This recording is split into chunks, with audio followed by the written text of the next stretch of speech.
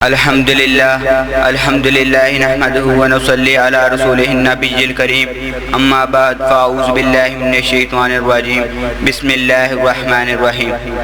ہجرت حبشہ براعظم افریقہ کا ایک ملک ہے۔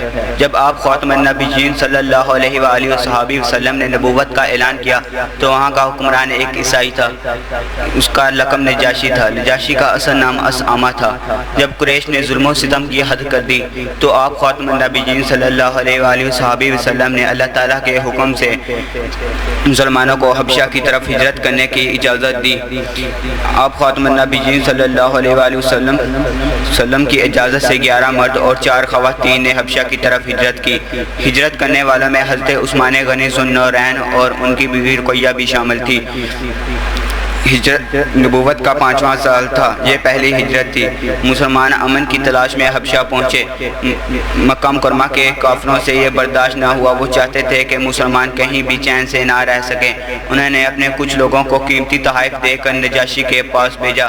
وہ نجاشی کے دربار میں حاضر ہوئے اور قیمتی تحائف پیش کیے اور کہنے لگے، اے بادشاہ، ہمارے کچھ جاہل لوگ اپنے باپ دادا کا دین چھوڑ کر ایک نیا دین اختیار کر لیا ہے، وہ آپ کے دین کے بھی خلاف ہے، اس لیے آپ انہیں ہمارے حوالے کر دیں۔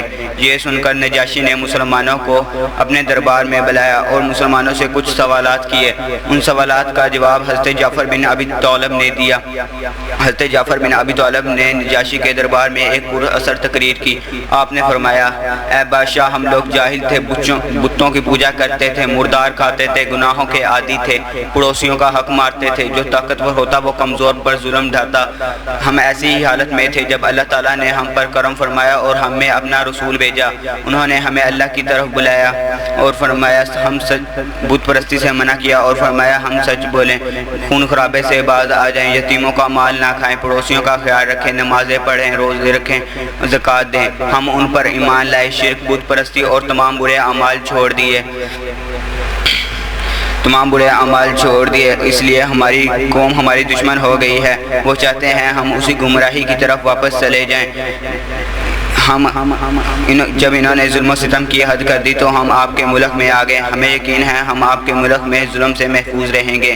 یہ سن کر نجاشی نے حضرت جعفر بن ابی طالب سے کہا، اپنے نبی کریم خاتم النبیین صلی اللہ علیہ وآلہ وسلم پر نازل ہونے والی کتاب میں سے کچھ سناؤ۔ تو حضرت جعفر بن ابی طالب نے سورہ مریم کی آیات تلاوت فرمائی۔ یہ سن کر نجاشی اور اس کے درباریوں پر بہت اثر ہوا اور وہ رونے لگے۔ نجاشی نے کہا، یہ کوئی نیا دین نہیں، یہ اور انجیر ایک ہی چراغ کی روشنی ہے۔ اور نجاشی نے مسلمانوں کو واپس کرنے سے انکار کر دیا۔ یوں کافروں کا یہ وفد ناکام لوٹا۔ مسلمانوں کی پاک زندگی سے حبشہ کے بہت زیادہ لوگ متاثر ہوئے اور کچھ لوگ مسلمان ہوئے۔ مسلمان ہونے والوں میں حبشہ کا بادشاہ نجاشی بھی شامل تھا۔ وآخر دعوانا الحمدللہ رب العالمین۔ اس ویڈیو کو لائک کریں، ہمارے چینل کو سبسکرائب کر بیل آئیکن ضرور پریس کریں۔